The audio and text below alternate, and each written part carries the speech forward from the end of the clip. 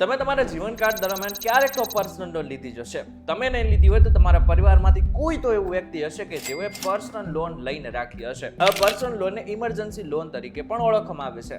એટલે કે તમારા જીવનમાં ક્યારેક એવી ઇમરજન્સી આવી જાય અને તમારી પાસે પૈસા ન હોય ત્યારે તમે પર્સનલ લોન લઈ શકો છો. હવે પર્સનલ લોન લેવા માટે તમારે કોઈ પણ પ્રકારના દસ્તાવેજની જરૂર નથી હોતી. માત્ર સિબિલ સ્કોર અને આવકના આધારે તમને પર્સનલ લોન મળી જતી હોય છે.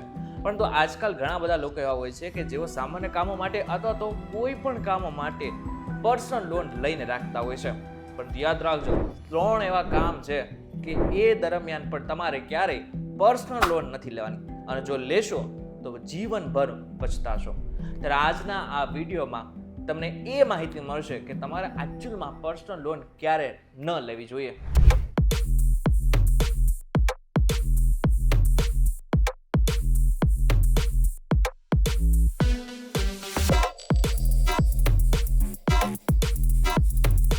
નમસ્કાર, welcome back folks to ETV digital પર. તમે જોઈ રહ્યા છો ડેલી ડોઝ અને હું છું આપનો દોસ્ત કરણ ચડોતરા.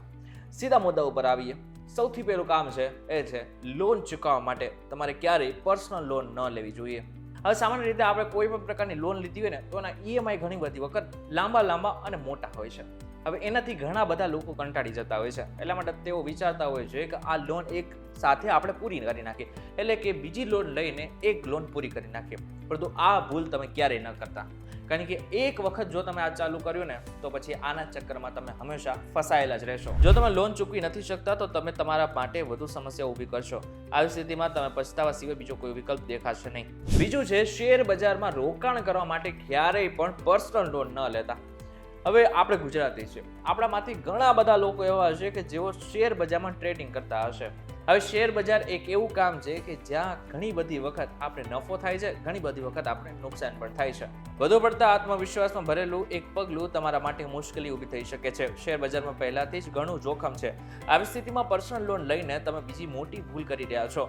જો તમને શેર બજારમાં નફો ન મળે અથવા તમારા પૈસા ફસાઈ જાય અને પર્સનલ લોનનો ઈએમઆઈ ઊંચા વ્યાજથી શરૂ થાય છે તો તે તમારા માટે મોટી સમસ્યા ઊભી કરી શકે છે. એટલા માટે થઈને ક્યારેય પણ શેર બજારમાં રોકાણ કરવા માટે પર્સનલ લોન ન લેતા. ત્રીજું અને મહત્વનું છે તમારા શોખ પૂરા કરવા માટે પણ ક્યારેય પર્સનલ લોન ન લેતા. પર્સનલ મેં તમને જે રીતના અગાઉ કીધું કે ઇમરજન્સી લોન છે, એટલે કે જ્યારે તમારી પાસે પૈસા નથી અને તમારી સામે કોઈ ઇમરજન્સી સિચ્યુએશન છે, એટલે કે હોસ્પિટલનો ખર્ચો કે કોઈ પણ એવા ઇમરજન્સી ખર્ચા કે જેના માટે તમારી પાસે અત્યારે પૈસા નથી પરંતુ એ ખર્ચા તમારે કરવાના જ છે.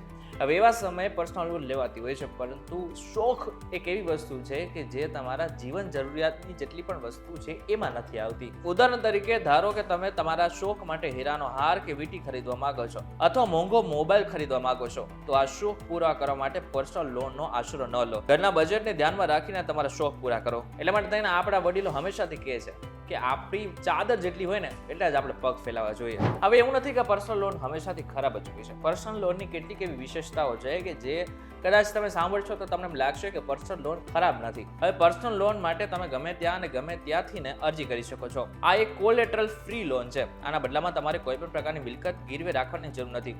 Home loan, car loan, 2 wheeler loan વગેરે જેવી મોટા ભાગની લોનમાં લોનના ઉપયોગ પર નિયંત્રણ હોય છે, પરંતુ પર્સનલ લોનમાં આવા કોઈ પણ પ્રકારના નિયંત્રણ હોતા નથી. તમે તમારી ઈચ્છા મુજબ પર્સનલ લોન લઈ શકો છો અને કોઈ પણ કામ માટે પર્સનલ લોન લઈ શકો છો. અને મહત્વનું છે કે 12 મહિનાથી લઈને 60 મહિના સુધીની પર્સનલ લોન મળી જતી હોય છે.